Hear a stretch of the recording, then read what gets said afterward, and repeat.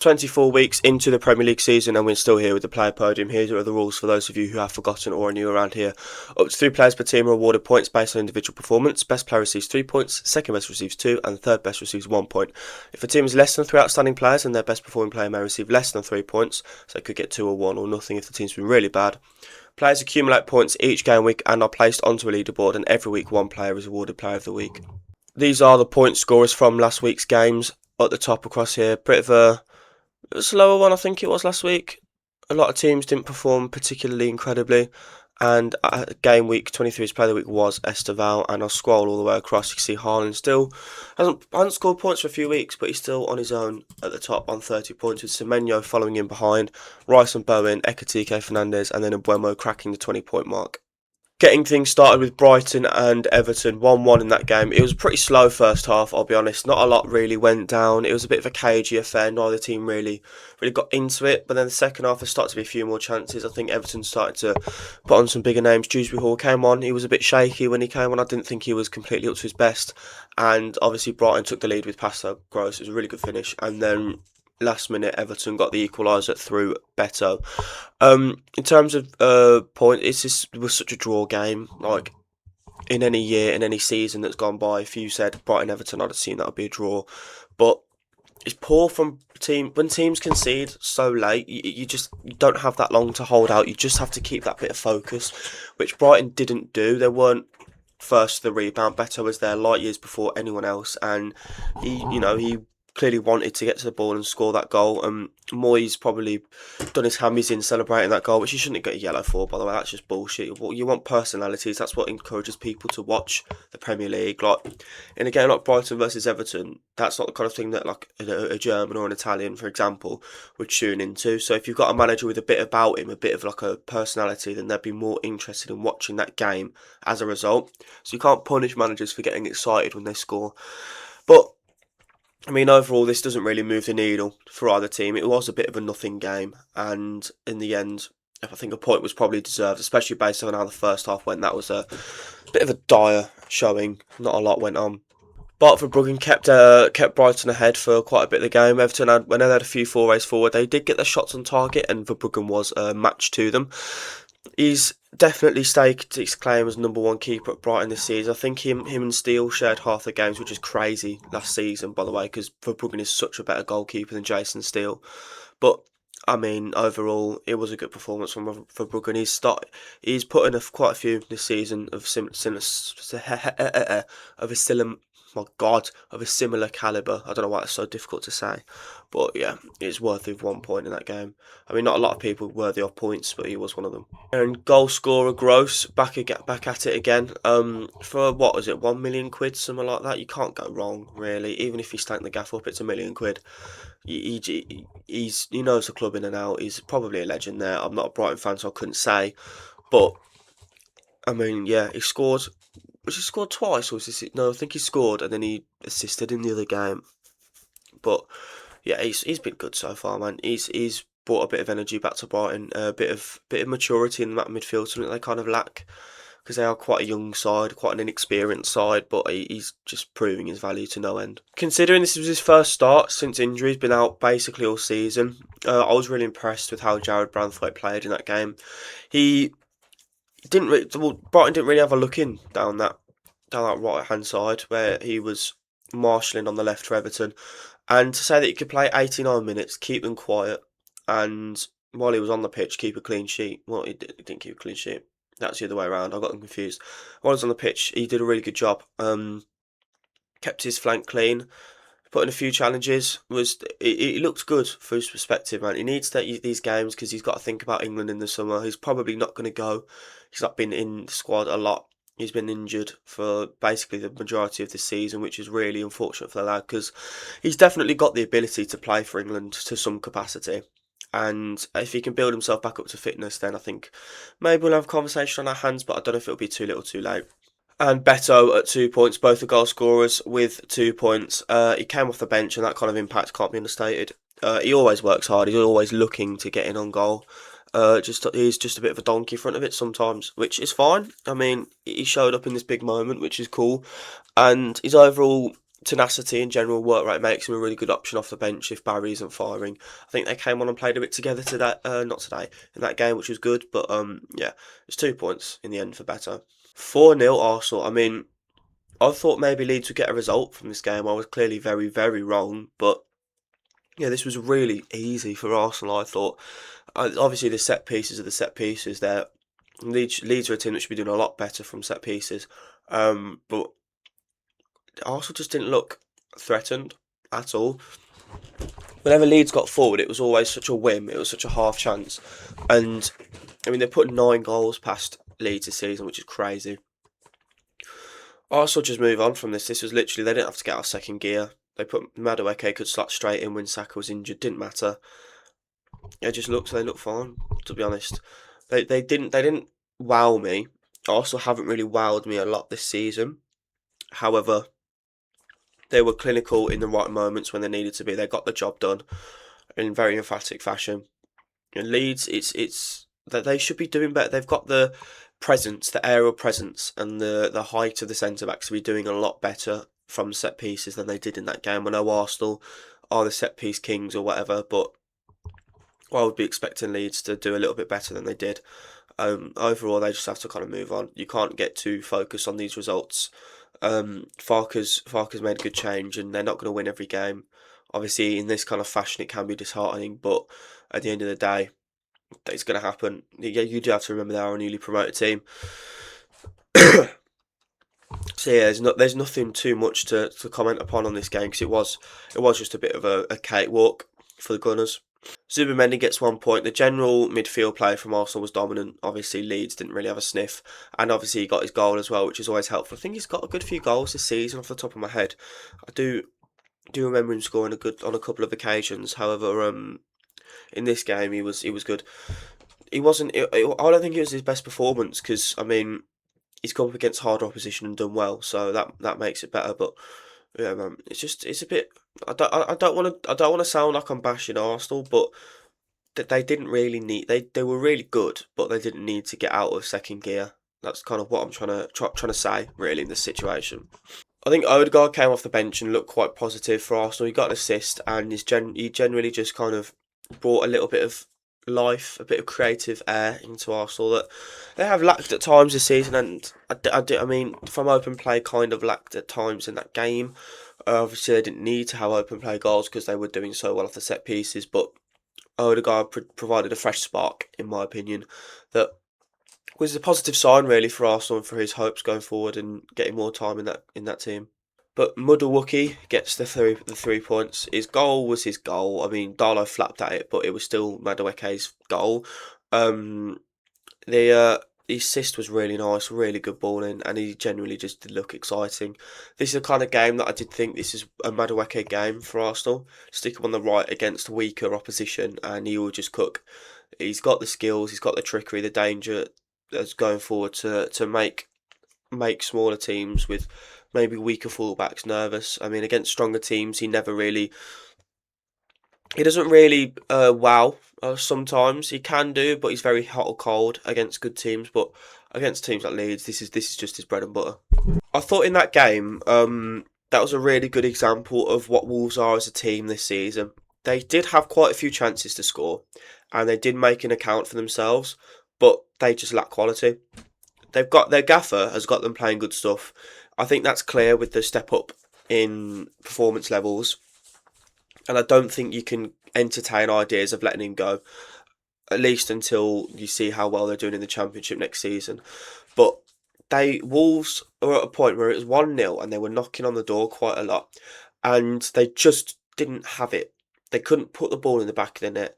Arakadare missed a few chances. Strand Larson had a horrible effort on goal. That was so poor. I don't know how he skewed it that much. He's at Palace now, so it's kind of irrelevant. But yeah, I don't think Wolves. Well, with the current squad anyway, I almost don't know how well they're going to do in the Championship next season because I know it's different like ballparks completely in terms of talent, but they just look like they're struggling in front of goal, and that could be they could be playing against Swindon or Bournemouth, and I don't think that would really change. They're going to have to do a lot of business in the summer to find some gems who want to play for the badge and to get some of the worst performing, high name, high wage players out of the club. For Bournemouth, since they absorbed the pressure well, the Petrovic made a good account for himself in goal, and they looked good going forward. So it was a decent performance. They on another day it could have been worse. If Wolves put a few of them chances away, then we'd be speaking about a very different game entirely. It would be a very different conversation and standpoint from my end. But yeah, I mean, Bournemouth did what they needed to do, and they were able to capitalise on Wolves being poor. Even though he missed a decent chance here, well, they are going to give Arakadare a point. I think his overall involvement in the build-up was a lot better than his ability in front of the onion bag. He was quite important in the build-up play overall for Bournemouth, not for Bournemouth, for Wolves. And I think that kind of versatility as a striker maybe suggested, mate, he's not just a big lump in front of goal. He can get involved and link up, which I think if he stays next season will be quite good. I think he will do well next season in the Championship. He has the build to do well in that league, but yeah, he just needs to get that clinicality. He just needs to get himself a bit of confidence, and then you never know what he could turn into really. As I said a second ago, Petrovic did really well. 7 saves, I think it was, and he just generally looks good in goal. He's been a bit shaky at times. He hasn't been 100% convincing. It has seemed like a slight downgrade from Kepa. However, in that game, I think he made a good account for himself. He looked sharp. His reflexes were good. He looked agile, and he did what he got a deserved point, in my opinion. Another goal from Krupi. He's serious talent. Honestly, I like this guy a lot. I doubt he'll stay at Bournemouth for much longer. I could see him leaving in the summer, or next summer, depending on situation with Iraola. If they're getting a new exciting manager that will look to continue the project that Bournemouth have started. But he's overall, he looks so good, man. Like him and Evan Nilsson. If you can get them working together, that's just such a good combination, in my opinion. You can get Krupi just in behind, and you can get them inverting, Evan Nilsson dropping deep in a similar way to how Ekatike makes space for Verts, which we'll obviously talk about in a bit. But yeah, I'm a big fan, massive fan of Krupi. 3 points to Alex Scott. In my opinion, he was the best player on the pitch. He generaled that midfield. He was the biggest issue for Wolves in that midfield, and I think he was probably the most comfortable player on the pitch in that game. Is both sides of his game were good, very balanced, very positive performance in a defensive sense. Obviously, making important challenges. One of them that eventually led to the Krupi goal, and then scoring at the end to seal the result. By the way, the assist from this is from new boy Ryan. He on his debut getting an assist. I mean, it's not against the biggest team in the world, but he looked sharp. He looked sparkling, and he was a reason why part of the reason why Scott got the goal, and then helped alleviate himself up to or elevate himself up to 3 points. Not alleviate. That's just the wrong word entirely. The first half performance from Chelsea was probably one of the worst first half performances I've seen from a team of that calibre in quite a while. I'm going to be honest with you. They were pretty poor. Like, they were seriously bad. Going 2-0 down to West Ham at home. Come on. Like, that's just not good enough. Not at all. You're going to see a pattern with the point scorers that I've given. But at half time, the game changed completely. And that'll be reflected in the points. Like, that left side was poor. Took them out, replaced them. Left side was firing straight away. It's a very good sign that Rosinha's happy to make big changes. He's not afraid of just shifting the game around if it needs to be done. He doesn't really care about egos and stuff. He'll just sub you off if you're having a poor game, which is good. It's what you want to see. They did well in the second half. Chelsea did. They looked like almost an entirely new team. They looked revitalised. They looked re-energised. And to be honest, they could have subbed on their whole bench and they wouldn't have beaten Adama Traore in a fight. Very, very silly of Pedro to start on him like that because he could have been turned into a beef patty in a second. I think for West Ham, it is a positive sign because they did look good in that first half. They did look energetic and exciting in that first half, but I know Chelsea stepped up the gear and West Ham didn't necessarily drop down the level, but I don't know if they just profited off Chelsea being bad. That's the dilemma that we have to think about because Yeah, Chelsea were really poor in that first half, so they could have made like Bath City look good. The light has come on. Now that the visibility is a little bit better, we can get more into the football zone. A little bit more relaxed, a little bit more enjoyable of an environment, and it was certainly an enjoyable environment for Wesley Fofana when he came on. I don't necessarily think the centre back there was bad. I think it was Badiashile. I'm not 100% not sure off the top of my head who was subbed off, but Fofana came on and just looked so much more comfortable. He did. Going forward, he was really good as well, surprisingly. He was always in and about the box. He was always involved in crosses and build-up play. It's a really positive sign for Fofana. I know he's a centre back, but it shows that if you're chasing your tail, you've got someone who can step up from the defensive positions and make a difference. So it means you don't have to sub off necessarily a centre back, so you can use your subs a bit more wisely. But yeah, man, Fofana came on and made a good showing for himself in that second half. While I don't think Hato had a bad game, I think he was not helped by Garnacho's poor performance, which I'm going to speak about in a second, actually. But Cucurella did look every bit the world class left back when he came on. I mean, Hato's not a bad player, but Cucurella just looked that much better. He did have more help from his wing, which did help, obviously. Like Hato was left like unmarked, well, and vulnerable so many times in that first half. But he came on, he got his goal, and it's poor for me that this is the first time he's got points this season. It really is. He's done a lot better this season than I've given him credit for, which is my fault. But yeah, I can see him getting more points if he keeps on them performances.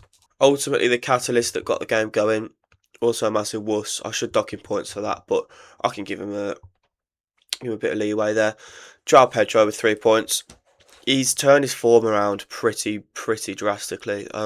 Good thing that he didn't score in the Arsenal game in the Carabao Cup when I had money on him to score. So love that, mate. But yeah, man, he's started to hit some serious form now. He is looking very good, and he scored again in that game. Lovely little header, got the crowd going, got Chelsea back into it, and I think that deserves 3 points. Matheus Fernandes again was everywhere. He's got such heart in midfield, and yet he's also so attackingly competent that I just would not hesitate if I was a big team. I would have snapped him up straight away. I mean, he could slot into, in my opinion, any of the big teams in the world. As I say in the world, I mean in the Premier League, and not look out of place because I watch way more Premier League than anything else. I've tooted this guy's horn all season, pretty much. I think he's a fantastic player, and I think that game, he didn't score. No, he didn't assist either, but he had a great game regardless, and I think that's such a quality for an attacking midfielder to play well, even when you aren't scoring or assisting. Somerville again, Olele with a goal. He went, seeing as he went a year without scoring, he started to flip the switch on now. He looked really good again in that game. His movement is great. His strike was. You take the goal, honestly. You take the goal if it comes about. He got in the space. He had the shot. If you don't shoot, you don't score. It was good stuff. I was happy with the goal. I do really like Somerville, man. Honestly, he started to win me over quite a bit. I thought he was all bark no bite in the sense that he could do a skill here or there, but it would never lead to anything. But he started to really prove me wrong this season, and I very much enjoy watching him play. And Aaron Wan-Bissaka with 3 points, locked down that left-hand side for a big portion of that game. I'm going to speak about Subject 49 in a second, but I don't think that's any detriment to Wan-Bissaka. Got 2 assists in the game. He genuinely just looked as solid as he usually does. His tackling was great. His positioning was great. His forward play was good. He was getting on the overlaps run. He was running, making the space and all that bollocks. All the good stuff you want from a right back nowadays. So yeah, it's a good performance from Wan-Bissaka and definitely deserves 3 points. Usually I give out minus points for people who do something stupid. So they get a stupid red card. Like Lefebvre did a stupid decision in the penalty. But I've given Garnacho minus 1 point because he was just shit. I mean, he was like so bad in that first half. He lost the ball all the time. His defensive work rate was so abhorrent. They got down that first goal, especially sticks in mind because he just was not helping Hato out. It was a 2-on-1. It was Wan-Bissaka and Bowen. And I know the cross, it was a cross, but like it doesn't matter. Like that could have been prevented if Garnacho ran a little bit. Like, his defensive work rate was so awful in that game, and Chelsea looked just so much drastically better when he got subbed on. It was just like night and day difference. Like one of the main reasons Chelsea won that game was because he was taken off that pitch. I can pretty confidently say that in my opinion. And yeah, probably one of the worst individual performances we've seen this season for any player in any league, in my opinion. Like that was it. I cannot understate how like bad he was. Liverpool Newcastle was a very interesting game. It was a very entertaining first half. There was quite a few chances either way, but Newcastle again just really lacked that quality up top. No, I do like Voltemada, and the positive signs I've seen from Wissa are decent. But with them both dropped is confusing. I know Voltemada's struggled for form a bit recently, but I don't know why they've been dropped. Gordon and Barnes both looked all right, but Alanga again. I'm sure it was Alanga that started. He just stinks. I'm sorry, he's just poor. He's been so bad this season. I'm surprised he's still getting games. Like we Villa let Gesson go. I know he wasn't as high profile as a signing, but we could admit after 6 months, okay, this just isn't working. We need something new. Um, and I think that has to happen at Newcastle. They have to let him go. Liverpool, they looked going forward. They looked good. Like they looked really good. If I was Isak, I'd be nervous because I would not. Like if I was Slot, I would not be playing Isak in this team at all. Ekatike and Wirtz are working so well together. It's ridiculous. Like they are just bouncing off each other. They're forming a great partnership, man. And the most expensive British transfer just isn't going to get into that team. Ibu Konate got a goal and he looked a lot better in that game than he has in previous performances. Obviously, he's had some bad circumstances around the passing of his father, which is unfortunate for him. However, his showing in that game was really good considering that. I'm not like giving him a pity point or whatever, but he was just a good showing from Konate. He performed well in that game. His goal was a goal. I mean, it doesn't matter how they come for centre backs, but yeah, a really good performance from the guy. It was defensively more solid as well. That's kind of what I want to highlight. They looked a lot more assured in that game. Obviously, they weren't up against the best attack because Newcastle did struggle a little bit going forward, but that's no discredit to Konate. It took him a while to get some points, but he has just started printing in these recent few weeks. I tell you what, Liverpool have a player on their hands. Florian Wirtz is just getting better and better and better. It's the kind of thing like we knew he'd come good. It wasn't going to not work, I think, because Liverpool needed a creative spark like that, and he's been showing out. Like he's been seriously putting himself about. I think it was a goal and assist in that game. It's just generally overall play is just exciting. He's fun to watch, which is something that he lacked a lot at the start of the season when he was struggling. I'm enjoying watching Florian Wirtz, and I think we can start to shake off the flop tag now. But it kind of had to be your player of the week. Ugo Ekitike is seriously impressing me every single time he steps foot on the pitch. Two really well taken goals. The toe poke was really nice. I actually really enjoyed that as a Sunday League footballer for a long while. I played Sunday League for 12 years growing up. I love seeing a little toe poke. It never doesn't work for me. It's just great to see at the top level as well. And his other goal was great as well. He's just, mate, I just love watching this guy play football. I really, really do. And I don't want to see Isak play for Liverpool. I'll be honest with you. I think Isak could be out the door at some point. If Ekatike keeps playing the way he does, I don't see why you bench him. Like, ever. To be honest with you. Ever. Like, he's probably one of the best, he's the second best striker in the Premier League at the moment anyway. Anthony Gordon got his goal. It was a well taken finish to be fair. First goal from ages from open play. And I think Newcastle looked like him and Barnes, they looked alright. That's the best way I can explain it. They looked alright. Gordon's on here because he scored, and that's what you want from your attacking players. That did make a difference for a bit, but I mean, if he didn't score, likelihood is he just wouldn't be on the list. Him and Barnes, when I say they were alright, they were just alright. and Gordon was all right yet scored, and Barnes was all right but didn't.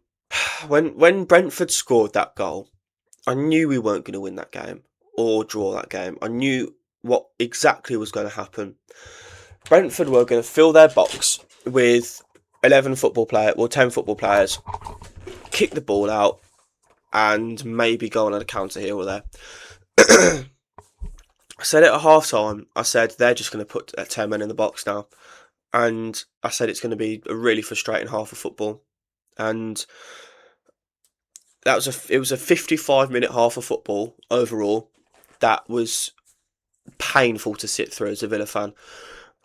We were trying the same thing over and over and over again. I don't understand why Abraham didn't get more service in the second half. I just don't. We weren't giving the ball to him. A lot of the times in the first half, he had to come out onto like the wing and get the ball, which was stupid in my mind because he's not that player. And when he's trying to get the ball in the box to someone, he's looking for who? Buendia. It's just not working. I think him and Watkins could actually work together as a pairing. We needed to stop the crosses. Honestly, putting the ball in the air against Brentford isn't going to work. We should have put the ball across the floor, and that should have been how it goes. Because big burly centre backs struggle more with the low crosses than the aerial crosses, because they can just sit there and eat up headers every day of the week, and it won't make a difference. Like they could just sit there for 5 hours and just keep doing that, and they'd be completely fine. We should have scored at some point, but it's easy for me to say that given the chances we had. But honestly, Brentford, from a structural sense, were really good. They saw out that game expertly with 10 men. That's exactly what they needed to do. They weren't afraid to do it, and they managed the game to a much better extent than we did. And I can only give them credit for it. I'll briefly speak on the goal, the disallowed goal. I don't care. I'm not annoyed about the ball being ruled to be out of play, because it was, I think. At the time, they spent a lot of time looking for it, and I don't think they found a conclusive angle, which to me isn't factually out of play. It's weird, even though it was out of play, I don't think VAR could really tell, and they spent a long time looking for it, which isn't clear and obvious. But these are things we're just used to with VAR at this point. Like we can't make excuses for ourselves. We can't shy away from the fact that we should have done a lot better than we did in that game. And at the end of the day, we've dropped 3 points to Arsenal, and United are only like 5 points behind us now. We're getting sucked back down into that group, and we need to sort ourselves out. When in the second half, when we were down to 10, when they were down to 10 men, Jadon Sancho stepped up for me quite a lot. He was moving about, trying to get the ball, and he actually tried to take the game by the scruff of the neck. I would not have subbed him off, to be honest. I think Rodgers was worse than Sancho in that game. If anyone was going to be taken off, I know Rodgers wouldn't be subbed off because he just has that clutch gene. But if it was out of the two, I would have kept Sancho on. I do think. A fella looked at me weirdly and said, "Really?" When I said Sancho play well at the end of the game to my nan as we were walking back to the car, and he went, "Really, Sancho?" And then he just kind of turned away and walked away like he was disappointed in me. I don't think we were watching the same game. I just said to him as he walked off, "Whatever you say, mate." And then, yeah, there's a lot of Villa fans who just don't like him, which is which is unfair because he does. I think he does make a decent show of himself sometimes when he comes on. He had one bad game, one bad cameo against Wolves when he came on, and people started to just shit at him for it, ignoring the fact that he does look good when he plays elsewhere. So it was a positive sign that Sancho looked good, and I'm starting to maybe think, do we sign him on the free at the end of the season? Because I think he's a very, very good option to have at the Villa. My one positive outtake from that game is that Douglas Luiz looked really good. He looked confident, he looked composed, he looked good with the ball at his feet, and he looked good on the break as well. This is just exactly what I wanted to see from the guy. And I'm going to be so sad when he leaves again, if he keeps putting in these performances, because I'm just going to miss him all over again. Like I love Douglas Luiz, man. I love seeing him play for Villa, and the fact we've only got him for a good 15 games, and that he might just go back to Juventus at the end of it is kind of sad to me. Brentford were defensively supreme in that game, and I think Christopher Ayer was the main focal point for that. Vandenberg was also good, and Rico Henry and Cowley did put in a shift at fullback, but I think he was the outstanding player in that defence. He was just hoovering up left, right, and centre. We didn't have a chance against him. He's just so big and difficult to play against that we struggled.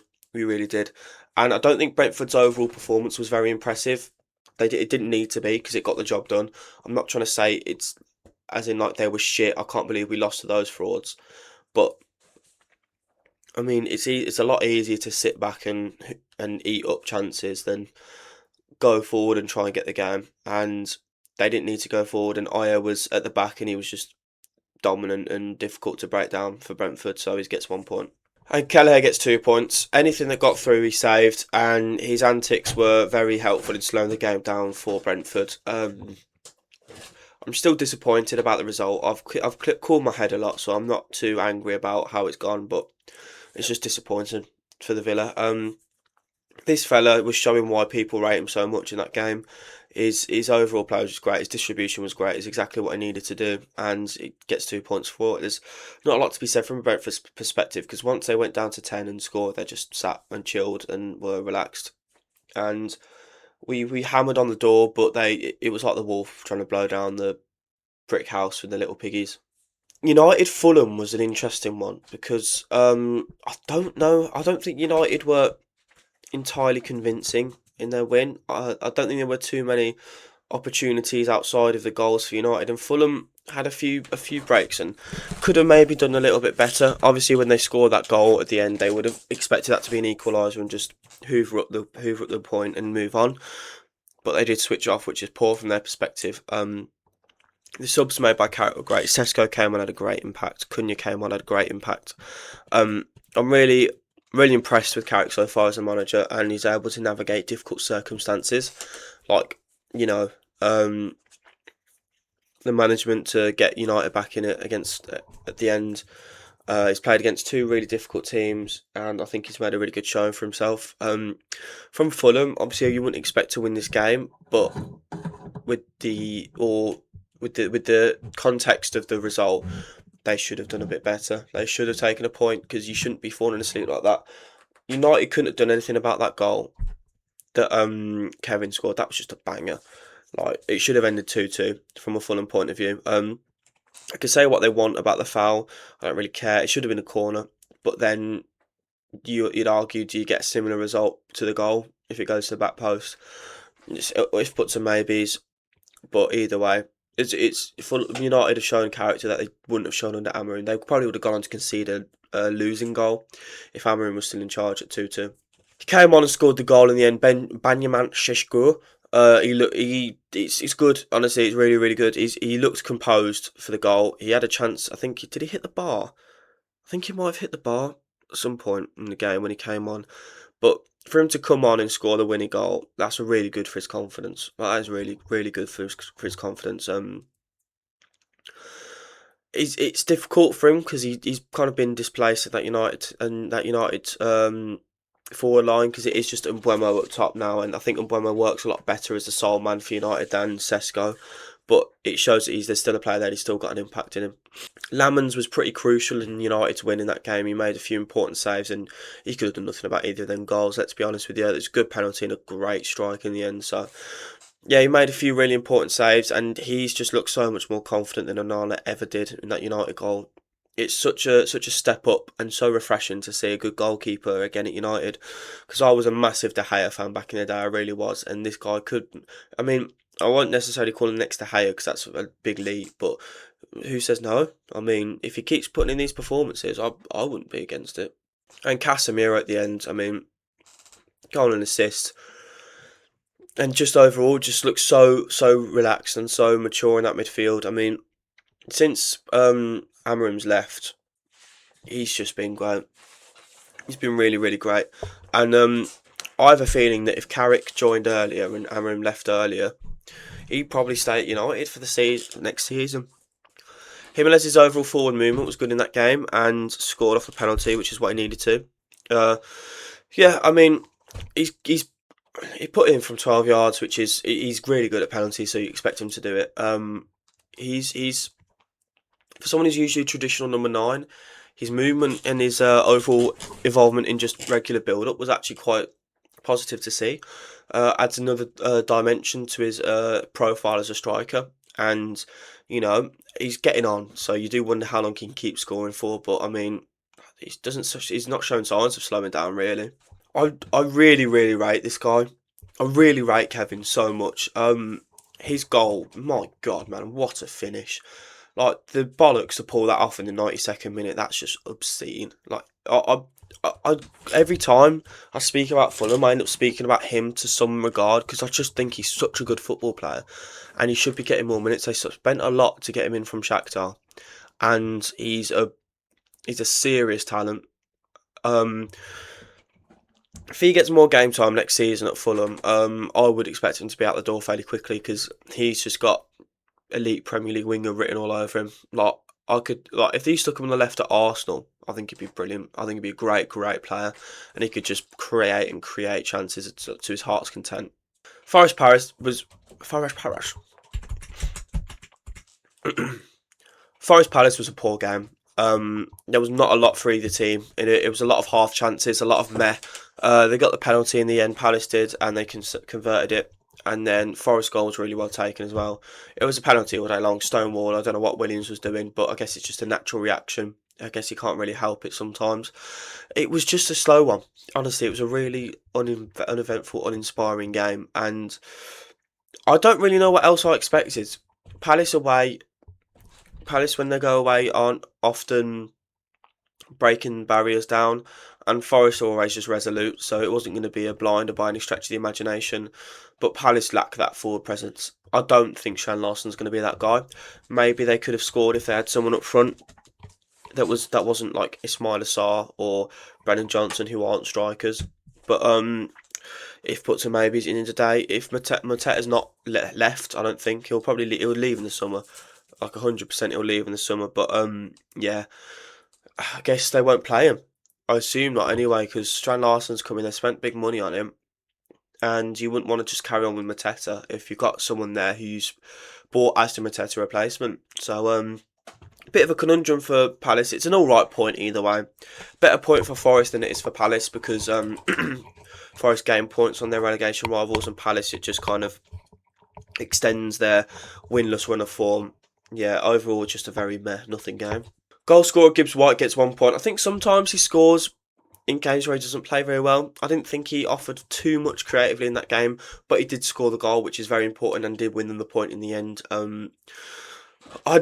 I think the hype's died down for Gibbs White a little bit. Forest have massively curtailed after last season, and I don't think he'll be moving to Spurs this summer. I don't think he'll get that caliber. I think he'll get a decent move if he goes, but I don't think he'll get a big six team. I don't think it'll happen.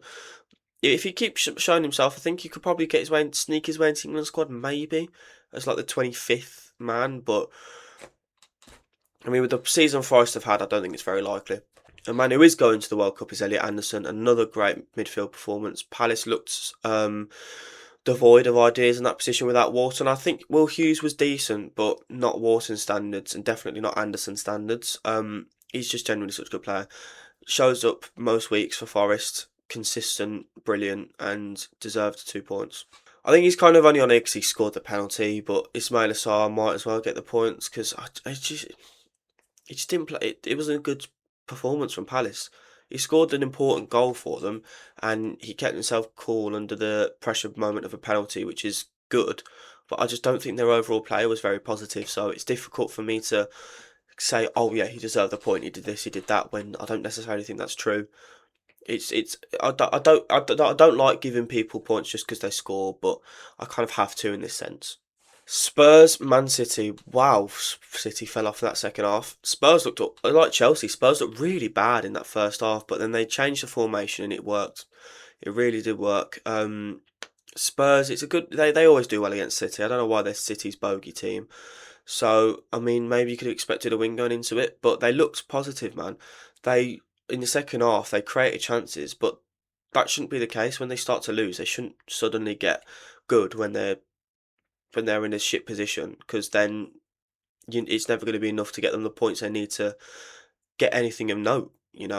City were that City looked comfortable in the first half, but that's just how it's been recently. They've only looked comfortable. They haven't looked like the City of usual. Like they haven't looked how City normally look. They haven't looked dominant. They haven't looked overwhelmingly good. It's like they aren't they aren't like wowing me as a team. They're wowing me as individuals, but not as a team. So they need to sort something out, and I think Haaland needs to be dropped for a few games. Marmoush looked great when he played in the last game, and he scored in the Carabao Cup semi-final. So get Marmoush in for a bit, see what happens. It probably will work. The formation change and bringing Papsar on made the game a lot more open for Spurs because they were very rigid and didn't create anything really. But putting that extra man in midfield, giving Simmons a bit more freedom to go forward was brilliant. And Papsar came on and just slotted perfectly into that role. I don't know why he's not been getting game time this season. I don't know if it's injuries or he's just fallen out of favour. But last season when he was so good, like it does beg to you do wonder why why he's not getting played, especially if they're going to struggle in that five-back formation. Simmons looked creatively good in the second half. No one from Spurs gets points based off their first half showing, but he did turn it on in the second half. He did look a lot better, and he did get an assist for Solanke. Simmons he's looked a lot better than people are giving him credit for, in my opinion. I think he's been worthy of more points than no one else is doing the system, but I think he's been worthy of more praise than anyone's really given to him. So, yeah, I'd if I was a football fan in general, I'd be a lot more kind to Simmons than a lot of people have. And Big Dom Solanke with 2 goals. I mean, I was kind of wondering why Spurs fans were so desperate for him to come back. This just kind of proves it. Like he just ran the show up top for them. Two really good goals. That second goal especially was just sublime. Like that was a really, really nice finish. And I'm going to use a second to quickly touch on Troy Deeney on Match of the Day. I thought he made quite a good account for himself. I don't like the guy, and I used to think he's a bit of an idiot. But I think when especially when he's speaking about Solanke's performance, I think he showed a depth of knowledge of the game that Wayne Rooney doesn't. I don't know why Deeney's a better pundit than Rooney when Rooney's played to a level that Deeney could only dream of. But yeah, it's a weird one, and I wanted to speak about it because I do judge pundits quite harshly, and I wanted to use that chance to use Solanke as a prop for say fair play Deeney. I still hate you, but fair play. Again, I thought Kusanov impressed in that first, well, not especially in that first half in that game. He fought well for both the goals, and there's obviously a bit of doubt around the first one, but I think that's fine. Kusanov made a good showing. Since Diaz and Guardiola gone out, he's looked a lot more comfortable than Elaine. And why is my chair making so much noise? He looked a lot more comfortable than Elaine did when they both played together, and he just in general has just been very solid.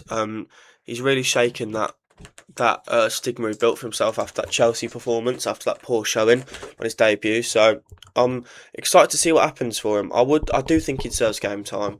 When Diaz comes back, I think he's going to have a difficult job replacing Kusanov because Kusanov's been really good, but he probably will just slot straight back in, knowing Pep. Another goal and another 2 points for Antoine Semenyo. He has started his life at City very, very well indeed. I think it's 4 goals in all competitions for City already, which is really good. Like he scored in the Carabao Cup, I remember that, in the FA Cup against Exeter, and then 2 goals in the Prem, I believe. Yeah, against Wolves and Spurs. So he's just picked himself straight back. He's carried on. He's got his head down and just started working, and he is a starter now. He's a fully fledged first team regular in that City team, and I wouldn't drop him for the world, to be honest.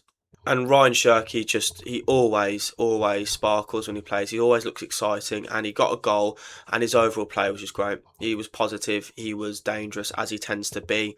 This is just the same old for Shirky at this point. He took a while to get going because he got injured at one point, but he's just started to make waves in that team, and he's almost becoming the main man now. Even though Foden started the season really well, Shirky and Semenyo coming in has just made it so he can't get looking anymore. And rounding out the weekend with Sunderland Burnley, Burnley was shite. they got walked over completely. And Sunderland, they are, with the players coming back, they've let Adingwa go out on loan, which I'm surprised at. I know he's not been very good, but there is a good player there. Now that people are back from AFCON, they don't need him, I guess. But yeah, I guess I hope he can find his feet because I think he's a very good footballer. But Sunderland just look good. They just look better than Burnley in that game. There's nothing Burnley could really do about it. They just look slow. I think they need to sign a new manager in. They need to get a new gaffer in a little bit because if they want any chance of survival, Scott Parker's not going to do it. I guess they might just be rebuilding for next season, but that's not sustainable. You can't just yo-yo. Because look at Norwich. There's a point the yo-yo falls. You can dingle it up so much, but then sometimes it just rolls at the bottom. And Burnley are going to roll at the bottom soon if they're not careful. Reynildo with a great performance from left back. Obviously, Burnley weren't a threat going forward, so he locked down whoever was on that wing. I can't remember which scrub it was, but yeah, he got an assist in that game as well. And he, for the free signing, the value on that is great. The experience he brings to that squad knows no bounds, and I was very impressed with his showing in that game. Chemsedine Talby scores a point for the first time since I think it was the Chelsea game. It was a really nice finish from him. There's a lot of hype when he came in. He didn't really get the time to prove himself, I don't think. But yeah, he hasn't set the world alight, but he's shown glimpses, which I guess is kind of all you need. It's a young team, so there's a lot of room to grow, and I think he's definitely got room to grow himself. So yeah, I would keep an eye on him going forward, but this season so far he hasn't been amazing. And a man who scored points on the very first game week of the season, and then I think he got injured, Habib Diarra. I did say at the start of the season they spent a lot of money on him, and he looked good. And in this game again, he looked good. It was against two poor teams, West Ham and Burnley, granted, but I was impressed with both of these performances. And now he's back in the team. I think he could stake his claim for one of the better players in that Sunderland team and start to play every game and get all the minutes. And there we go. Here we have it. The spreadsheet is updated. These are your point scorers and point losers from this week. And I'm going to scroll all the way across. And Ekatike starting to catch. He's going to be the player with the second most points, I think, fairly quickly once he overtakes Semenyo's tally at Bournemouth. Haaland's still the only one breaking the 30-point barrier. It's the same boys that were there before. No one's really slid up here necessarily. Fernandez is in 15 points now, which is a really good effort from him. And then the list it gets a bit more balanced down here. That's more even numbers, so you've not got the massive like penis coming down the bottom here that he has been on road to. And I'll remind you that Player of the Week's now moved. It's only 10 points, and Ekatiko's Game Week 24 is Player of the Week. So thank you very much for watching. I'll start to get a bit bunged up, so my voice is probably a bit quieter, which I don't know why the fuck I'm always ill. I don't know why I'm so weak, but yeah. Thank you for watching anyway, boys.